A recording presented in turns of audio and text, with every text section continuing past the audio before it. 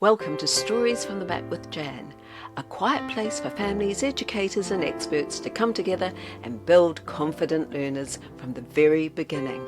I'm Jan, let's begin. Last time we explored attachment, attention and attempt. These are very big ideas, but today I want to bring that down into something much simpler, because confidence is not built on big moments. It's built on small ones. Today's episode is Small Moments That Shape Big Learners. Welcome to Stories from the Mat with Jan.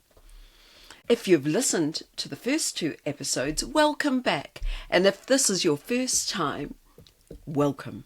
I'm Jan Falconer, a children's author, mum, aunt and grandmother.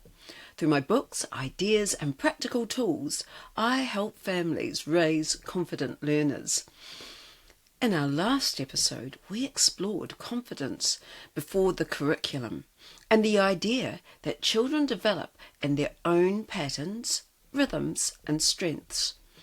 We looked at why comparisons can sometimes get in the way and why confidence often grows long before we even notice it. Today, I want to bring those ideas down into something much simpler, because confidence is seldom built in big moments. It's built in the small ones.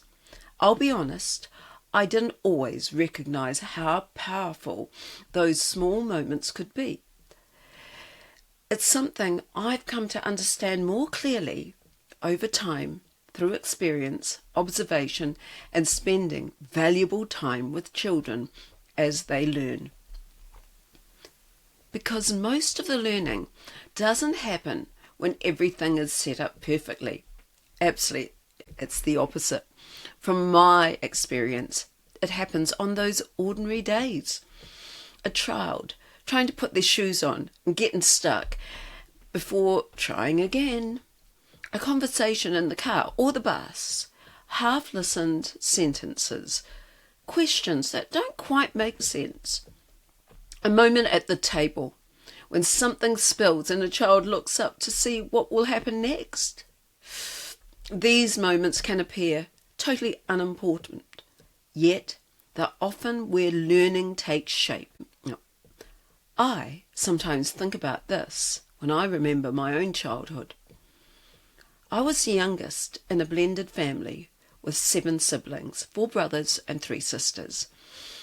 The brother closest to my age was 4 years older than me, and my oldest brother was 16 years older. When you're about 5, these age gaps feel enormous. Everyone seems bigger, far more capable and more confident than you are. Now, I spent a great deal of time with my mum. And some of the most important learnings I ever did, they happened long before I started school.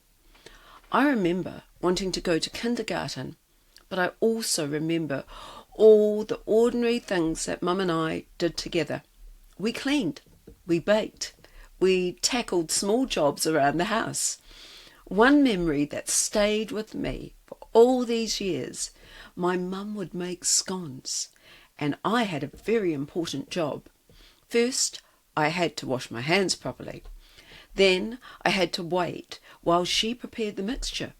Once it was ready, she would shape the dough, and it was my responsibility to cut it into squares before it went into the oven. Now, this probably sounds like a very small thing, but when you are under 5 and a little child, it does not feel small at all. It feels very important.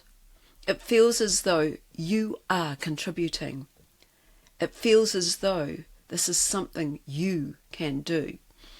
Years later, I realised that this was one of my mum's ways of quietly building my confidence.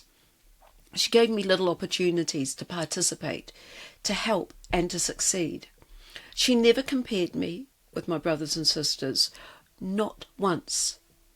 She would simply say that we were all different and that each of us had our own strengths. I didn't realise at the time, but this was one of those small moments that was teaching me something extremely important. Confidence doesn't always arrive through achievement. Sometimes it grows because someone makes space for you to contribute.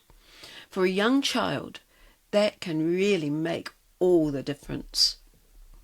And perhaps that's why those ordinary moments matter so much. Attachment in those moments say, "You're safe." Attention says, "I see that you are trying." And the attempt is where something deeper begins. Because struggle isn't failure. It's formation. We can dismiss this because we are looking for progress, outcomes, visible results, but growth seldom arrives in one dramatic moment. It builds over time through small, repeatable experiences. Sometimes the most powerful learnings that we can do happen sitting still.